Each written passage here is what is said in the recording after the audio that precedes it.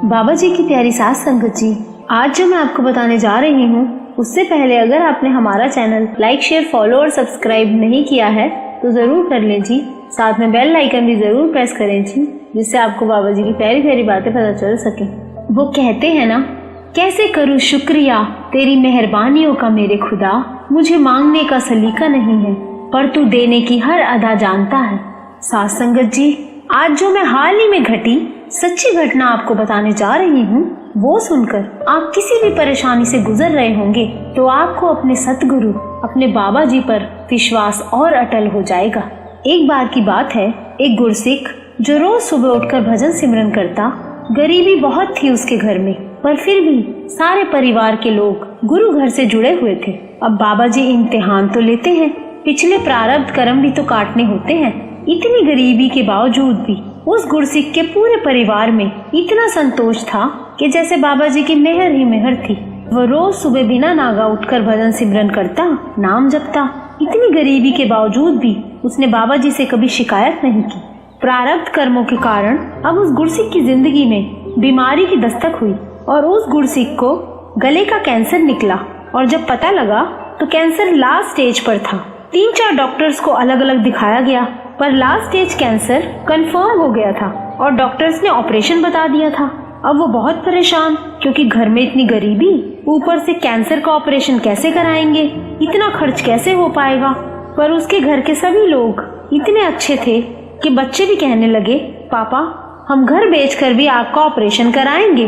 पर वो गुरसिख मन ही मन सोचता है, घर बेचकर तो हम सब रास्ते पर ही आ जाएंगे, सब कुछ खत्म हो जाएगा। अब वो गुरसिख इतना परेशान कि सत्संग के बाहर जाकर बैठ गया।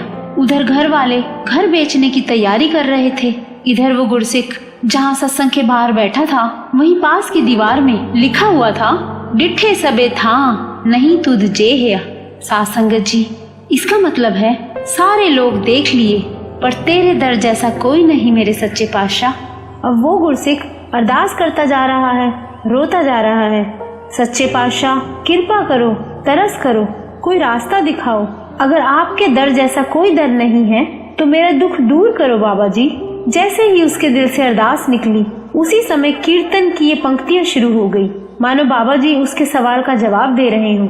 साथ संगत जी, जब मन परेशान हो ना, कुछ समझ ना आ रहा हो और 2 रास्ते दिख रहे हो जिसमें पता ही नहीं चल पा रहा हो कि क्या सही है और क्या गलत, तो गुरुद्वारे या सत्संग में जहाँ भी जाओ, मन में अरदास करके जाओ, बाबा जी जो भी पहली पंक्ति वहाँ सुनाई देगी वो ही आपका जवाब होगा मेरे लिए, क्योंकि गुरु वाणी के रूप में जवाब देता है।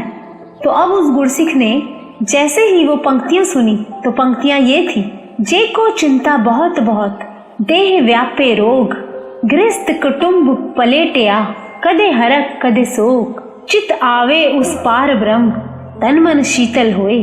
कहते हैं जैसे ही पंक्तियां शुरू हुई उसी वक्त उस गुरसिख को खांसी आनी शुरू हो गई और वहां संगत डिस्टर्ब ना हो इसलिए उस गुरसिख ने खांसी कंट्रोल करने की कोशिश की तो उसकी एकदम से चीख निकली। जैसे ही खांसी इतनी तेज आई तो उसके गले से एक पूरा 150-200 ग्राम का मांस का टुकड़ा मुंह में आ गया और उसके अलावा कोई ब्लीडिंग भी नहीं हुई, मानो सारा ब्लड उस मांस में ही समा गया हो। गुरसिख उसके बाद इतना हल्का फील करने लगा और उसका दर्द मानो गायब ही हो गया हो। वो हैरान हो गया और उसकी आंखों से आंसू झरझर बह गए। वो शुक्राने के आंसुओं के साथ रोता गया और बाबा जी का शुक्र करता गया। अब उसको यकीन हो गया था कि उसकी बीमारी खत्म हो चुकी है। उसका मन जुड़ गया शुक्राने में कि कई घंटों तक समाधि में लीन हो गया। जब कई घंटों बाद वो समाधि से उठा और घर गया तो उसने सबको बताया, पर किसी को यकीन नहीं हो रहा था। फिर घर वालों ने दोबारा टेस्ट करवाए तो डॉक्टर हैरान कि रिपोर्ट में एक भी बीमारी का नामो निशान नहीं था। फिर उस गुरसिख के 3-4 बार और टेस्ट किए गए, उसके बावजूद भी कैंसर का नामो निशान नहीं था। वहाँ मेरे सदगुरु, वो कहते हैं ना, फना कर दे अपनी सारी जिंदगी सदगुरु की मोहब्बत में, यही वो प्यार है बंदे जिसमें बेवफाई नहीं होती। एक बार की बात है, सत्संग चल रहा था। एक पति पत्नी और गोद में एक छोटा सा बच्चा उनके साथ था। बच्चा यही कोई 8 महीने का था। तो सत्संग चल रहा था और वहां उस वक्त के मौजूदा सदगुरु बैठे हुए थे और वहां उन पति पत्नी ने श्री गुरु ग्रंथ साहिब जी को माथा टेका। बाबा जी ने उन तीनों को देखा और बड़े ही प्यार से उस 8 महीने के बच्चे को भी देखा और फिर सिमरन पर बैठ गए। जब सत्संग की समाप्ति हुई तो उन माता पिता का घर जाने को मन ही नहीं किया। बड़े उदास थे और दोनों का रोना रुक ही नहीं रहा था। अब बाबा जी तो जानी जान है। उन्होंने सेवादार को भेजकर उन दोनों पति पत्नी को अपने पास बुलवाया। अब बाबा जी से तो कुछ छुपा नहीं है, फिर भी पूछते जरूर हैं कि क्या हुआ, क्यों रो रहे हो दोनों। तो उस 8 महीने के बच्चे के पिता ने बताया कि एक बहुत बड़ा ज्योतिषी है, उसने हमें बताया है कि हमारे बच्चे की उम्र केवल 3 साल है। 3 साल की उम्र होते ही हमारे इस बच्चे को ऐसी जबरदस्त चोट लगेगी कि या तो ये मर जाएगा या बच भी गया तो इसकी एक आंख नहीं बच पाएगी और बड़े होकर इतना अपराधी किस्म का बनेगा, शराबी कबाबी बनेगा कि सारे कुल का नाम बदनाम करेगा। पिता रोते हुए बोला कि जब हमने ये सुना तो हमारे पैरों से तो जमीन ही खिसक गई। बाबा जी आपके पास इसीलिए आए हैं क्योंकि किसी ने हमसे कहा कि बाबा जी के पास जाओ, वही संभाल करेंगे, वो ही कोई रास्ता बता सकते हैं अब तो बाबा जी उन माता पिता से बोले कि कोई विरला ही ज्योतिष होता है जो बिना लालच के सच बता देता है। उस ज्योतिष ने बिल्कुल सच बताया है तुम्हें। यह सुनकर वो दोनों माता पिता और जोर से रोने लगे। तो बाबा जी बोले, घबराओ मत, यहाँ गुरु नानक के दर पर आए हो तो यहाँ से कोई खाली हाथ नहीं जाता। बस हम लेने वाले होने चाहिए। हमारा बर्तन साफ और सीधा होना चाहिए। उल्टे बर्तन में तो कुछ नहीं भरेगा। अब छोटे बच्चे कच्ची मिट्टी की तरह होते हैं, उन्हें जैसी शेप दोगे वो वैसे ही बन जाएंगे। बच्चे मन के साफ होते हैं, सच्चे होते हैं, मालिक के हुक्म पर जल्दी चलने की क्षमता होती है जो हम बड़ों में नहीं होती। इसीलिए मालिक के दर पर हमें बच्चा बनकर ही जाना चाहिए, बिल्कुल खाली और साफ। तो बाबा जी उन माता पिता से बोले कि इस बच्चे को गुरु नानक का बना दो, उनको ही समर्पित कर दो। तो वो माता पिता बोले, वो कैसे बाबा जी, आप जैसा कहोगे हम करेंगे। तो बाबा जी बोले, इस बच्चे को सिमरन से जोड़ दो। पहले अपना सिमरन पक्का करो, जब भी सिमरन पर बैठो तो इस बच्चे को सिमरन करने के लिए अपने साथ गोद में बिठा लेना, चाहे बच्चा सो रहा हो या खेल रहा हो। जैसे बच्चे का खाने का टाइम होता है तो हम खाना खिलाते हैं, खेलने का टाइम होता है तो हम खेलने देते हैं, ऐसे ही सिमरन का भी एक टाइम बनाओ जिसमें जब तक तुम सिमरन पर बैठो तो बच्चे को भी अपने साथ बिठाओ और उसको जपजी साहिब का पाठ थोड़ा थोड़ा याद करवाओ। बच्चे के सामने जपो जिससे वो भी तुम्हें देख कर जपे। फिर बाबा जी बोले, ये जो बाणी की ताकत होती है इससे सारे दुख सारी तकलीफें टल जाती हैं।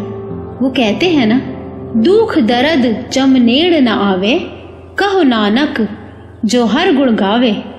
अब उस माता पिता ने बाबा जी का पूरा हुक्म माना और यही किया। सुबह हो शाम हो जब भी सिमरन पर बैठते थे उस बच्चे के साथ गोद में उसको बिठाकर जोर जोर से पूरा पाठ बोल बोल कर नितनेम पढ़ते, जिससे उस बच्चे के कानों तक हर रोज बाणी पहुंचती और हर रोज वो माँ बाप पाठ करते हुए अरदास करते कि मालिक बख्श दो हमारे गुनाह, रक्षा करो वाहे गुरु। इसी तरह से 3 साल जैसे ही हुए तो एक दिन बच्चा बड़ी ऊंचाई से सीढ़ियों से गिरा और इतनी जोर से गिरता चला गया कि उसका सर फट गया। पूरा 2 इंच गहरा जख्म हो गया था और जैसे ही हॉस्पिटल लेके गए तो डॉक्टर हैरान कि आंख के पास इतना गहरा जख्म है पर फिर भी आंख बच गई। अब यहाँ ज्योतिष की बात भी सच हो गई। मुसीबत आई पर सिमरन से सूली का शूल बन गया। और ये सच्ची ऐतिहासिक घटना है साथ संगत जी। आगे जाके वही बच्चा डॉक्टर बना, वो भी एयरफोर्स में। एयरफोर्स में तो आपको पता ही है कि वहाँ शराब और मांस का सेवन भी होता है, पर सत्संग के प्रभाव के आगे उस बच्चे पर संगति का जरा भी प्रभाव नहीं पड़ा। बाणी सुन सुन के बड़ा हुआ। ऐसा प्रभाव पड़ा कि मन इतना पक्का हो गया कि बुरी संगत का भी कोई असर नहीं पड़ा। बाबा जी कहते हैं कि बालक अगर कोख में है और माँ नाम जपती है, सिमरन करती है, तो बच्चे पर सीधा प्रभाव पड़ता है और वो भगत ही पैदा होगा। और अगर नाम नहीं भी जपा उस वक़्त, तो पैदा होने के बाद से ही रोज सिमरन करते हुए बच्चे को साथ बिठाकर या उसको गोद में बिठाकर सिमरन जरूर करे, तो बालक गुरमुख ही बनेगा, मनमुख नहीं बनेगा। कभी बुरी संगत में जाएगा भी तो भी बाबा जी उसको बचा लेंगे, या तो ऐसी परिस्थिति पैदा कर देंगे कि बुरी संगत वाले खुद ही पीछे हट जाएंगे, या उस गुरसिख की मति इतनी मजबूत हो जाएगी कि बुरी संगत की तरफ आकर्षित ही नहीं होगा। यहाँ माँ को बहुत ही एहतियात से और शुरुआत से ही अपना फर्ज निभाना है और अपने बच्चे को सत्संग से जोड़ना है।